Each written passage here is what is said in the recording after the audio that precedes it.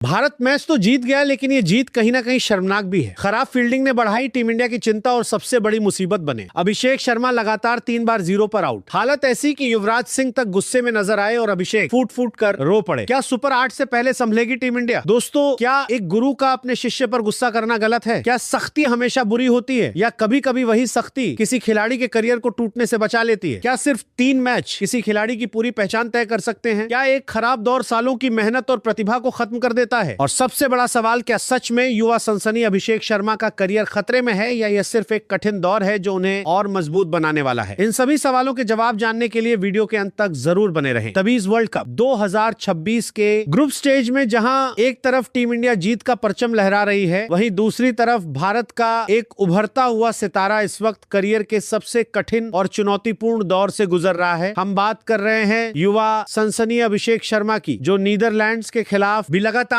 तीसरी बार 0 पर आउट होकर पवेलियन लौटे। लेकिन यहाँ सबसे महत्वपूर्ण बात यह समझने वाली है कि क्रिकेट सिर्फ रन बनाने का खेल नहीं है, बल्कि यह मानसिक मजबूती, आत्मविश्वास और दबाव को संभालने का खेल भी है। हर खिलाड़ी अपने करियर में ऐसे दौर से गुजरता है जहां चीजें उसके पक्ष में नहीं जाती, लेकिन वही दौर खिलाड़ी को मजबूत भी बनाता है। अहमदाबाद के भव्य और विशाल नरेंद्र मोदी स्टेडियम में जब नीदरलैंड्स के खिलाफ मुकाबला शुरू हुआ, तो पूरे भारत को उम्मीद थी कि युवा सनसनी अभिषेक शर्मा अपने बल्ले से विस्फोटक शुरुआत करेंगे। मैदान का वातावरण उनके नाम के नारों से गूंज रहा था। दर्शकों की उम्मीदें अपने चरम पर थी, लेकिन मैदान पर कदम रखते ही अभिषेक शर्मा को बरदर दोतरा जो 12 थे वो का आत्मविश्वास डगमगाया हुआ दिखा। महज 3 गेंद खेलने के बाद वे बिना खाता खोले पवेलियन लौट गए। यह उनका लगातार तीसरा डक था। यह पल उनके लिए कठिन जरूर था, लेकिन दोस्तों, क्या कठिन समय किसी खिलाड़ी के करियर का अंत होता है या नई शुरुआत का अवसर? जैसे ही अभिषेक सिर झुकाए, ड्रेसिंग रूम पहुंचे, वहां सन्नाटा था। वे अभी अपनी किट बैग भी नहीं खोल पाए थे कि अचानक उनके फोन की वाइब्रेशन ने सबका ध्यान खींचा। फोन की स्क्रीन पर उनके गुरु और भारत के दिग्गज सिक्सर किंग युवराज सिंह का नाम फ्लैश हो रहा था। सूत्रों के अनुसार युवराज सिंह ने फोन पर अभिषेक को कड़ी फटकार लगाई। लेकिन दोस्तों, यहाँ सबसे बड़ा सवाल यही है, क्या यह फटकार गलत थी? क्या एक गुरु अपने शिष्य को गिरता देखकर चुप रह सकता है? युवराज सिंह, जिन्होंने अभिषेक को बचपन से ट्रेनिंग दी है, जिन्होंने उन्हें अंतरराष्ट्रीय स्तर तक पहुंचाने के लिए मेहनत की है, उनके लिए यह सिर्फ एक खिलाड़ी नहीं बल्कि एक जिम्मेदारी भी है। उन्होंने कहा कि वर्ल्ड कप जैसे बड़े मंच पर जिम्मेदारी निभाना जरूरी है। उन्होंने अंतरराष्ट्रीय क्रिकेट के दबाव को समझने की बात कही। उन्होंने टीम इंडिया की जर्सी की गरिमा को समझने की सलाह दी। क्या यह बातें गलत थी? क्या जिम्मेदारी याद दिलाना अपराध है? उन्होंने अभिषेक को मानसिक रूप से मजबूत बनने को कहा। उन्होंने उन्हें फाइटर बनने की सलाह दी। उन्होंने कहा कि मैदान पर डर नहीं बल्कि आत्मविश्वास दिखना चाहिए। युवराज सिंह ने उन्हें अपनी गलतियों से सीखने और खुद को बेहतर बनाने की चेतावनी दी। लेकिन दोस्तों, क्या ये धमकी थी या सुधार का अवसर? क्रिकेट का इतिहास बताता है कि महान खिलाड़ी वही बनते हैं जो आलोचना और दबाव से सीखते हैं। फोन कॉल के बाद अभिष एक काफी देर तक शांत बैठे रहे। उनकी आंखों में आंसू थे, लेकिन ये आंसू हार के नहीं बल्कि आत्मचिंतन के भी हो सकते हैं। ड्रेसिंग रूम में मौजूद खिलाड़ियों ने भी महसूस किया कि अभिषेक भावुक है।